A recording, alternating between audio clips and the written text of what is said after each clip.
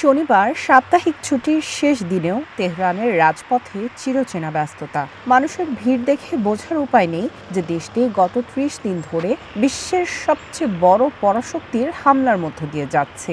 তবে এই স্বাভাবিকতার আড়ালে মিশে আছে গভীর অনিশ্চয়তা। ইরানের নাগরিকরা যুদ্ধের অবসান চান, তবে মাথা বিকিয়ে দিয়ে নয়।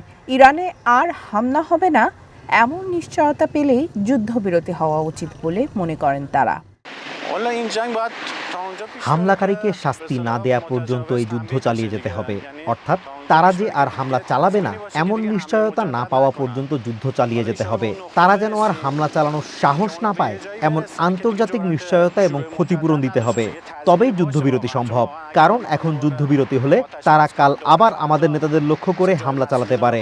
এমন যুদ্ধবিরতির কোনো মানেই হয় না। আমেরিকা ইসরায়েলের যৌথ হামলার মুখে ইরানের পুলিশ, নিরাপত্তা বাহিনী এবং সাধারণ নাগরিকরা এক অভূতপূর্ব সংহতি দেখিয়ে চলেছেন। ১ মাস ধরে চলা এই যুদ্ধের কোনো সুনির্দিষ্ট সমাপ্তি অনিশ্চিত। তবুও শেষ পর্যন্ত লড়াই চালিয়ে যাওয়ার অঙ্গীকার ইরানিদের। জাতীয় নিরাপত্তা রক্ষায় ঐক্যবদ্ধভাবে লড়াইয়ের কথা জানিয়েছেন আইন শৃঙ্খলা বাহিনীর সদস্যরাও। আমাদের ভুলে গেলে চলবে না, আমাদের শত্রু বিশ্বের এক পরাশক্তি। তারা ইরানকে ৪ ভাগে ভাগ করার দাবি করে আমাদের বিভক্ত করার চেষ্টা করছে, কিন্তু সেটা ব্যর্থ। তারা জানে না যে ইরানের অনেক মানুষ, বিশেষ করে তরুণরা, দেশের জন্য শেষ রক্তবিন্দু দিয়ে জীবন উৎসর্গ করতে সবসময় প্রস্তুত। সশস্ত্র বাহিনীর প্রতি আমাদের পূর্ণ সমর্থন রয়েছে। আমেরিকা ও ইসরায়েলকে তাদের অবস্থান বুঝিয়ে দিতে হবে। তারা যখন খুশি যুদ্ধ শেষ করবে আর কিছুদিন পর আবার যুদ্ধ শুরু করবে, এমনটা হতে দেয়া যাবে না।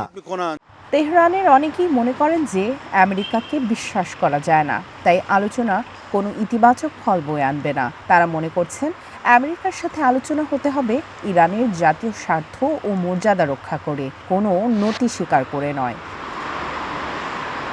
সামিয়া জান্নাহ, ওয়ান ইন্টারন্যাশনাল ডেস্ক।